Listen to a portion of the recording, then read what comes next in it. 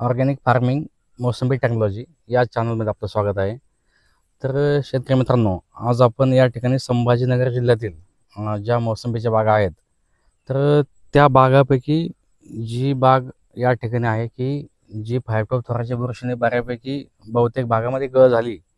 या बागेमध्ये अक्षरशः एकही मोसंबी फायटो थोराची गळ या ठिकाणी नाही आहे. तर अशी जी बाग आहे आणि हे जे शेतकरी आहेत 2 वर्षापासून आपलं शेड्यूल या ठिकाणी फॉलो करतायत, तर त्यांच्याशी आपण बोलू. तुमचं नाव आणि पत्ता सांगा. मी संदीप अशोक एरंडे, राहणार शहापूर मानेगाव, तालुका पैठण, जिल्हा छत्रपती संभाजीनगर. तर हे जे शेतकरी आहेत 2 वर्षापासून आपण हे शेड्यूल घेतोय.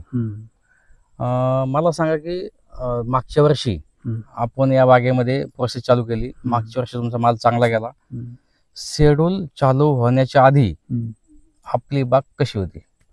नाही, आपली ज्यावेळेस सुरुवातीला तुम्ही आलते त्यावेळेस तुम्हाला सांगितलं होतं की बाबा म्हणजे अशी काढासारखी परिस्थिती झाली झाडाची. म्हणजे इतका जो पाला आहे असं पालेदार झाड राहिलं नव्हतं, सगळी काडी बनली होती त्याची. आणि वडिलांना बी तुम्हाला सांगितलं होतं की बाबा आपण ते काढणार आहे. म्हणजे अशी स्थिती झाली. पण ज्यावेळेस आपण 2 वर्षापासून करू राहिलो केलंय, तर ते चांगला त्याचे परिणाम मिळाले. म्हणजे आता हे जर झाड पाहिले आपण ते एकदम पालेदार भरलेले असे आणि चांगला रिझल्ट मिळालेला आहे. मग तुम्ही जे 2 वर्षापासून आपलं शेड्यूल फॉलो करताय, चालू वर्षी जी आत्ता मागच्या 8 दिवसामध्ये फायटो थोराची गळ झाली, भाप लागली म्हणतो, भाप लागली, तर आपल्या आसपास पण लागली असेल ना? नाही, भरपूर आहे ना. आमच्या तिकडे बरेच जण म्हणजे बागच देऊन टाकले ना. ती गळ लागायला लागल्यामुळे बाग देऊन टाकली. म्हणजे कमी भावामध्ये त्यांना ती विकायला लागली. त्या गळीच्या परिणामामुळे त्यांना बाग द्यायला लागली. असं आता येताना काही बागा आम्ही पाहिल्या रस्त्यामध्ये, कंपाऊंड आहे मध्ये, तर तिथं भयंकर गळ त्या ठिकाणी दिसली. नाही, आता हे जे ना, मी सकाळी ते पाहुणे आलते रानभावाचे, त्यांनी आता सांगितलं की आम्ही पहिलं गळ लागली त्यावेळेस द्यालता, पण आता जे सर तुम्ही म्हणता भाप, तर ते म्हणे आता जर ठुला असतं तर आमची पुरी बेआबरू झाली असती, म्हणजे इज्जत गेली असती. कारण इतका माल गळले म्हणून लोक जे का आम्ही ते पहिल्यांदा द्याला त्याच्यामुळे बरं राहिलं. म्हणजे भापीचा जो परिणाम म्हणजे तुम्ही म्हणता ना 80%, ते म्हणते लगे इतकं म्हणजे लोकांचं परेशान झाले, लोक एवढं गळ झाली. तुम्ही म्हणले काही लोक ऍडमिट केले दवाखान्यात, म्हणजे इतकं भयंकर नुकसान या ठिकाणी झालंय. मला सांगा की आपल्या बागेमध्ये थोडस कुठेतरी डास पतंग जो असतो तर तो आहे, पिवळ्या माशीची कुठेतरी थोडीशी गळ दिसते, आणि ब्रश कटर मारताना कुठेतरी जो फाटका बसलाय तर त्याचं कुठेतरी काही दिसतंय. तर एकंदरीत किती गळ आपली झाली असून? 1-2% झाली असेल असं फक्त. म्हणजे काही झाडाखाली काहीच नाही ना. आता तुमच्या पाठीमागचं झाड आहे, याच्या खाली काय, आणि सुरुवातीपासून आपण याच्या खाली काही येसले फिरलेलं नाही, जे आहे ते असं जे, कारण याच्यात गवतच लय होतं ती याच कधी. ओके. त्याच्यामुळे हे जे झाड आहेत आपले ज्याच्यामध्ये आपण उभे आहोत, किती संख्या आहे झाडांच्या? हे 1000 झाड आहेत. आणि ते जे मोठा बगीचा आपला एक 24-25 वर्षाचा बगीचा आहे, 300 झाड, ते 300 असे 1300 झाडांची संख्या आहे. 2 वर्षापूर्वी जेव्हा या बागेत आपली प्रोसेस चालू नव्हती, किती माल गेला आपला त्यावेळेस? काय 17-18 टन जायचं फक्त सगळ्या झाडामध्ये. आज मला सांगा की 1300 झाडामध्ये किती माल तुम्हाला अपेक्षित आहे? आता 80-90 पर्यंत जायला पाहिजे. 90 टन जाईल. इथं जे शेतकरी आहेत एक आपले जवळच गाव खामसळगाव, तर यांचं असं म्हणणं आहे की 80-90 टन माल निघू शकतो. काय वाटतं?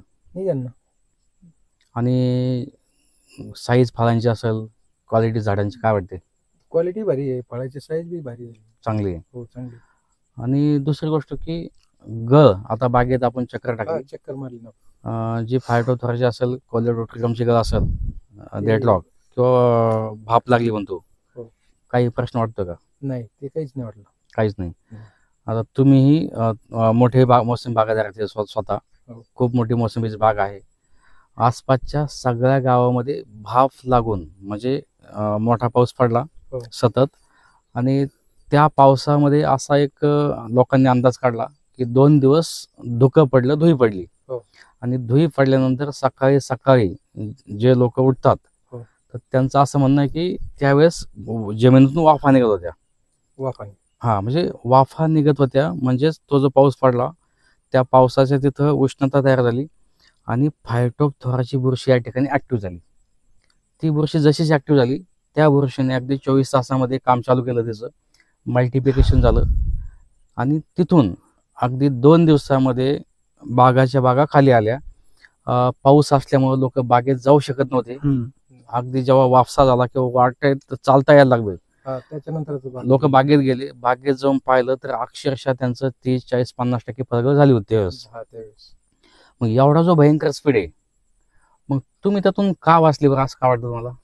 नाही, आम्ही वाचायचं म्हणजे हे जर आपण नसतं केलं समजा, किंवा तुम्ही ज्यावेळेस आम्हाला सांगितलं होतं वरती फवारणी घ्या, ती अँट्रोकॉलचं जे सांगितलं होतं मला, ती जर फवारणी नसती मारली तर आमचं तीच झालं असतं काय, मग असं झालं असतं. म्हणजे तुम्हाला मेसेज येऊन गेला आधीच की मेसेज आल्याबरोबर दुसऱ्या दिवशी फवारणी केली, लगेच स्प्रे केला. मग तुम्हाला हे जे शेड्यूल आहे की मेसेज येणं किंवा आता ह्या गोष्टी होऊ शकतात आणि तुम्हाला हे घ्यायचंय, कितपत फायदा झाला तुम्हाला? फायदा म्हणजे 100% झाला ना. असं जर 70-80% जर गळ व्हायला लागले लोकांच्या, तर काय राहिलं असं ह्या झाडाला? बाकीचे शेतकरी बी येतच नाही पाहायला. ते म्हणताना आमच्या बागेचे भरपूर गळले, पण तुमचे गळलेच नाही. तुमच्या झाडाखाली लय 10 आणि 5 मोसंबी आहे भाऊ, कुठेतरी आमच्या झाडाखाली 100 कधी 50 अशा प्रत्येक झाडाखाली मोसंबी आणि काही झाड विशेषतः म्हणजे 2दा-3दा वेचलेले काही ना, ते खालचं समजा वेचून टाकेले. आता आपलं जसं आहे, आपलं जसं वेचलेलंच नाही ना, जसं आपण आंबे पार फोडल्यापासून जे आहे ते आहे, त्याला आपण काढलंच नाही ना काही. म्हणजे 2 वर्षात तुम्ही 18 टनाहून 85-90 टनाकडे वाटचाल केली. आपलं 3रं वर्ष नाही. आता हे 2 कम्प्लीट होतील आपले, आणि हा माल तुटल्यानंतर आपलं 3रं वर्ष चालू होईल. आणि या ठिकाणी शेतकरी बांधवांनो, जर आपल्याला हे जे शेड्यूल आहे हे घ्यायचं असेल तर मोसंबीचं फळ गेल्यानंतर 48 तासामध्ये लगेच शेड्यूल चालू होणं आवश्यक आहे. जर आपलं शेड्यूल बागेमध्ये 48 तासात चालू झालं तर झाड काडी पकडत नाही, हा महत्त्वाचा मुद्दा आहे. आणि रेस्टिंग पिरियड जो आपला तोही खूप महत्त्वाचा आहे. बाग गेल्यानंतर त्या बागेला आपण काही ज्या गोष्टी आहेत, मातीमधनं असतील, झाडाच्या पानामधनं असतील, आपण त्याला देतो असतो.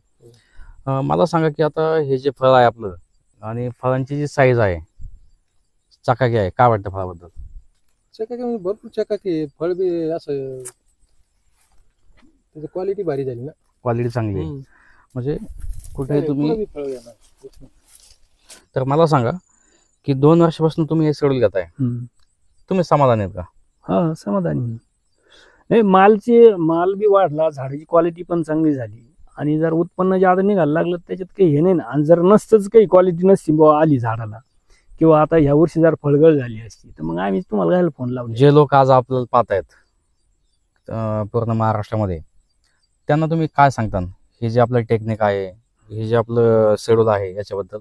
नाही, काय जसं तुमच्या शेड्यूल प्रमाणे जर केलं तर हे 100% डेव्हलप होतात, झाडं पण डेव्हलप होतात, आणि माल बी चांगल्या पद्धतीने, म्हणजे आपल्याला जे उत्पन्न पाहिजे बुवा तशा पद्धतीने ते उत्पन्न पण येतं.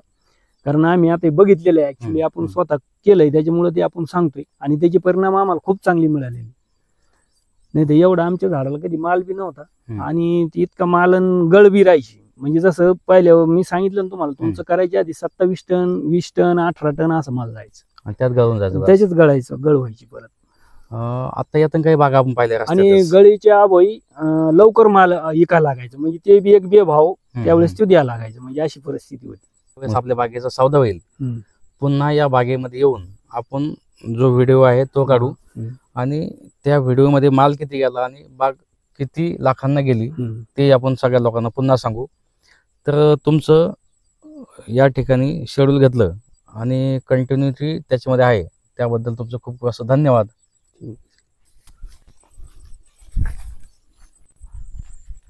साईज किलोमध्ये किती मोसंबी असतील? 3.5 ते 4 मोसंबी खूप झाले. या इकडं